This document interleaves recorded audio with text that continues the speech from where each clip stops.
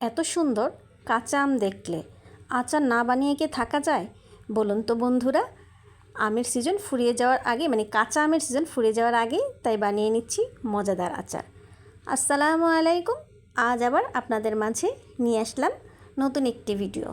যদি ভালো লাগে অবশ্যই দেখে লাইক কমেন্ট করবেন। এই যে দেখেন বাজার থেকে কাঁচা আম নিয়ে এসেছি। প্রথমে বেশ কষ ছিল, তো ধুয়ে ছিলে এই যে টুকরো করে নিলাম।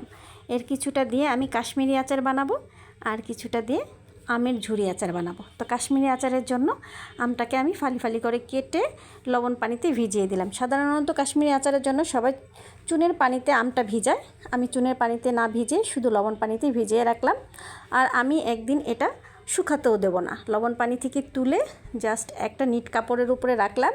এই কাপড়টা দিয়ে আমি আমটা মুছে নেব বেশ সুন্দরভাবে, তারপর আমি এটা দিয়ে করে ফেলবো। আর এদিকে যে ঝুরি আচারের জন্য আমটা আমি দেখেন ভাজির মতো করে কেটে নিয়েছি। এটা দিয়ে ঝুরি আচার তৈরি করব। তো এটাকে চিনি দিয়ে মেখে রাখছি, কারণ চিনি দিয়ে মেখে রাখলে এর থেকে পানি আসবে, সেই পানিটা দিয়ে আচারটা বানাবো। সাথে একটু ভিনেগার দিয়ে মেখে রেখে দিলাম। তো ওই দিকে আমি একটা হাঁড়ি চাপিয়ে দিচ্ছি, যার মাঝে আমি কাশ্মীরি আচারটা করে নেব। তো এটা আমি করার জন্য প্রথমে একটু পানিতে চিনি দিয়ে শিরা করে নিচ্ছি। এই শিরার মাঝে আমি কাশ্মীরি আচারটা কিন্তু করে নেব। আর কাশ্মীরি আচার ভালো হয় বেশি যদি আমে আঠিটা শক্ত হয় তাহলে। তো এই যে দেখেন চিনির শিরার মাঝে আমি দিয়ে নিলাম কিছু ফালি করা আদাটা আমি একটু চিকন চিকন করে কেটে দিয়েছি।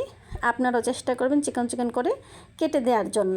আর সাথে দিয়ে দিলাম শুকনো মরিচের কুচি। এই মরিচটা আমি কুচি করে কেটে নিয়েছি বিচি ফেলে দিয়ে।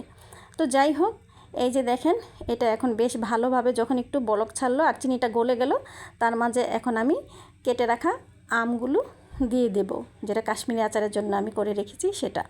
তো এই যে একে একে সব দিয়ে দিচ্ছি। এটা আস্তে আস্তে করে নেড়ে চেড়েই কিন্তু আমি এই যে শিরা, এই শিরার মাঝেই কিন্তু করে নেব, কারণ আম দেওয়ার পর এই শিরাটা কিন্তু আরেকটু বেড়ে যাবে।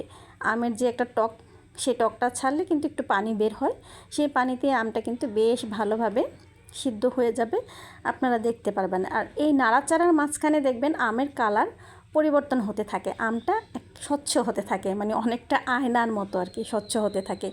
এই যে দেখুন একটু একটু করে কিন্তু আমটা স্বচ্ছ হয়ে যাচ্ছে। এখন দেখবেন আমগুলো এরকম স্বচ্ছ হয়ে যাচ্ছে, তখন আস্তে আস্তে কিন্তু আমগুলো সতর্কতার সাথে নেড়ে চেড়ে দিবেন যাতে ভেঙে না যায়। আর যেহেতু আমি আমটা এক রাত্র শুকিয়ে নিইনি, আবার চুনার পানিতেও ভিজাইনি, সেহেতু আমটা কিন্তু অতটা শক্ত হয়নি। তো এই যে আঠি থাকার কারণে আমগুলো কিন্তু আস্তে আস্তে থাকবে। আর যেগুলো একটু আঠি নরম সেগুলো একটু হালকা গলে যায়।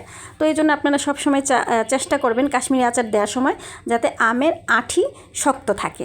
তো যাই হোক, এই পর্যায়ে কিন্তু আমি যে এখন দিয়ে দিচ্ছি পাঁচফোড়ন, আমের আচারের মশলা যেটা, সেটা দিয়ে দিচ্ছি। তো আচারের মশলাটা খুব বেশি দেব না, যেহেতু এটা কাশ্মীরি আচার, বেশি দিলে আবার ঘ্রাণটা নষ্ট হয়ে যাবে। আর সাথে দিয়ে দিলাম ভিনেগার। তো ভিনেগারটা দিলাম এই কারণে যাতে আচারটা বেশ ভালো থাকে। আর এটা আপনি নর্মাল ফ্রিজে রেখে সারা বছরই কিন্তু খেতে পারবেন, বাইরে খুব একটা থাকবে না। নর্মাল ফ্রিজে রেখে আচারটা খেতে হয়। আর আচার নর্মাল ফ্রিজ থেকে বের করে যখন ঠান্ডা ঠান্ডা থাকে খেতে কিন্তু আমার কাছে বেশ ভালো লাগে। আপনাদের কাছে কেমন লাগে কমেন্টে জানাবেন। তো যাই হোক, আমার কাশ্মীরি আচার কিন্তু হয়ে গেছে। এই যে একটু একটু পানি দেখতে পাচ্ছেন, চিনির শিরা, এটা কিন্তু থাকবে। এটা ঠান্ডা হলে আরও ঘন হয়ে যাবে। তো যখন আমি এটা রাখবো কন্টেনারে, তখন আপনারা দেখবেন এটা কতটা ঘন হয়ে যায় এবং কালারটাও কিন্তু তখন আরও চেঞ্জ দেখা যাবে। তো যাই হোক, এই যে এখন নামিয়ে নেওয়ার পালা। আমি এটা নামিয়ে তারপরে বসিয়ে দেব ঝুরি আচার। আর ঝুরি আচারটা তো আপনাদেরকে আগেই বললাম যে চিনি দিয়ে মেখে রেখেছি। এই যে দেখেন চিনি দিয়ে মাখায় রাখার কারণে কি পরিমাণ পানি ছেড়েছে আম থেকে, এই পানিতেই কিন্তু এই ঝুরি আচারটা হয়ে যাবে তো সুন্দরভাবে। তো এই পানিতেই আমি এই চিনির পানিতেই বেশ ভালোভাবে নেড়ে চেড়ে নেব। আর এইটা যখন মেখেছিলাম তখন কিন্তু একটু ভিনেগার দিয়েছিলাম, আবার একটু পরে দেব। তো যাই হোক, এখন এটা নেড়ে চেড়ে নিচ্ছি বেশ ভালোভাবে। তো এর মাঝে যে দিয়ে দিচ্ছি একটু হলুদের গুঁড়া, মরিচের গুঁড়া আর শুকনা মরিচ কাটা। তো হলুদের গুঁড়াটা সামান্য পরিমাণ দিয়েছি জাস্ট কালার আসার জন্য, আর মরিচের একটু গুঁড়া দিয়েছি আচারটা একটু ঝাল ঝাল হওয়ার জন্য। ঝুরি আচারটা একটু টক ঝাল মিষ্টির সংমিশ্রণে হয়, তাই কিন্তু এর মাঝে মরিচের গুঁড়াটা দিয়েছি, শুকনো মরিচই দিয়েছি। আবার যখন আপনার পাঁচফোড়ন দেবে সেখানে কিন্তু চিলি ফ্লেক্স যেটাকে বলা হয় সেটাও রেখে দিয়েছি দেওয়ার জন্য। তো যাই হোক, এই যে দেখেন এখন কিন্তু আমার আচারটা হয়ে গেছে। তো এখন এর মাঝে দিয়ে নিলাম ভিনেগার দিয়ে একটু নেড়ে চেড়ে যখন দেখব যে শিরাটা আরেকটু গাঢ় হয়ে গেছে, তখন আমরা এর মাঝে যে আচারের যে মশলাটা করে রেখেছি চিলি ফ্লেক্স এবং পাঁচফোড়নের গুঁড়া, সেটা কিন্তু এখন দিয়ে দেব। দিয়ে নেড়েচেড়ে বেশ ভালোভাবে মিশিয়ে নেব, কারণ আচারের মাঝে যখন এই পাঁচফোড়নের ঘ্রাণটা আসে তখনই কিন্তু আচারের আসল স্বাদটা আসে। তো যাই হোক, এই যে দেখেন আমার আচার বানানো কিন্তু প্রায় শেষ, আর একটু নেড়েচেড়েই নামিয়ে নেব। তো আমি প্রথমে যখন পাঁচফোড়ন দিয়েছি মনে হয়েছিল যে হয়ে গেছে, তারপরে দেখলাম না, আর একটু দিলে বেশি ভালো হয়, তাই আর একটু দিয়ে নেড়েচেড়ে এই যে এখন নামিয়ে নেব। এরপরে দেখবেন এর ঠান্ডা লুক। এই যে দেখেন এখন কিন্তু দুটো আচারই ঠান্ডা হয়ে গেছে, জাস্ট জারে ভরে রাখার পালা। তো আমি কন্টেনারে ভরে রাখছি, প্লাস্টিক কন্টেনারে, কারণ আমি এটা নর্মাল ফ্রিজে রেখে তারপরে খাবো।